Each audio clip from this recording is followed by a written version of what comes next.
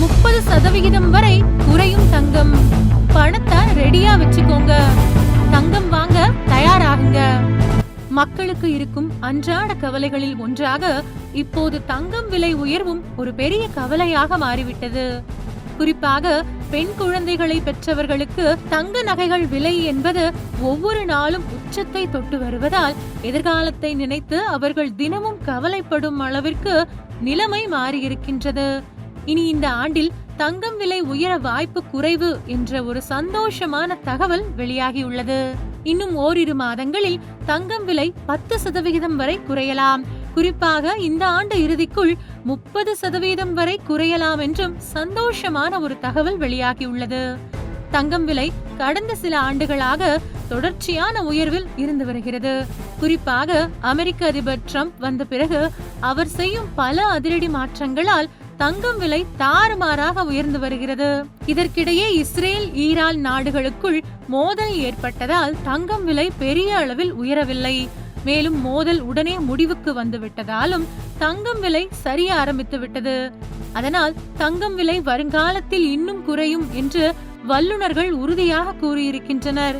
பிரபல சிட்டி வங்கி அடுத்த ஒரு ஆண்டுக்கான தங்கத்தின் விலை இலக்கை குறைத்துள்ளது. அடுத்த 3 மாதங்களில் 1 அவுன்ஸ் தங்கம் விலை கணிசமாக குறையும் என்கிறார்கள்.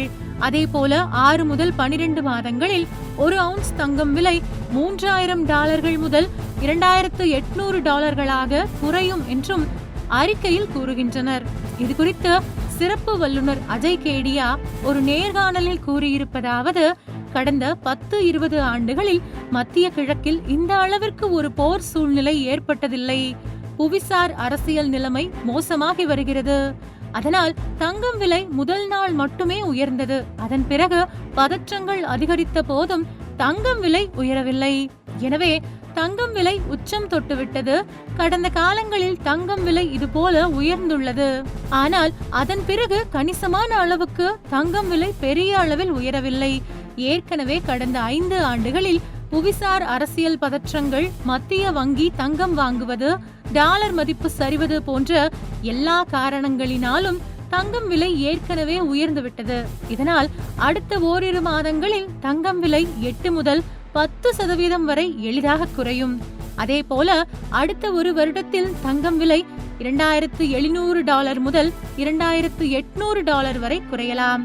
சர்வதேச பதற்றங்கள் குறைந்தால் அது $2400 கூட குறையலாம் என்று உறுதியாக கூறியிருக்கின்றனர். அதாவது இப்போதைய தங்கத்தின் விலையுடன் ஒப்பிடும்போது $2400 என்பது 30%க்கும் மேலான சரிவாகும். உண்மையில் தங்கம் விலை சரிவது மக்களுக்கு எந்த அளவு நல்லதோ அதே அளவிற்கு தங்க நகை உரிமையாளர்களுக்கும் நல்லது என்கின்றனர். ஏனென்றால் தங்கம் விலை உயர்வால் தங்க நகை விலை விற்பனை கணிசமாக குறைந்துள்ளது. இதனால் பெரும்பாலான நகைக்கடை உரிமையாளர்கள் பெரும் சிரமத்தை சந்திக்கின்றனர். தங்கம் விலை குறைந்தால் மீண்டும் விற்பனை அதிகரிக்கும் என்பதால் நகைக்கடை உரிமையாளர்களும் கூட தங்கம் விலை குறைய வேண்டும் என்றே கூறுகிறார்கள்.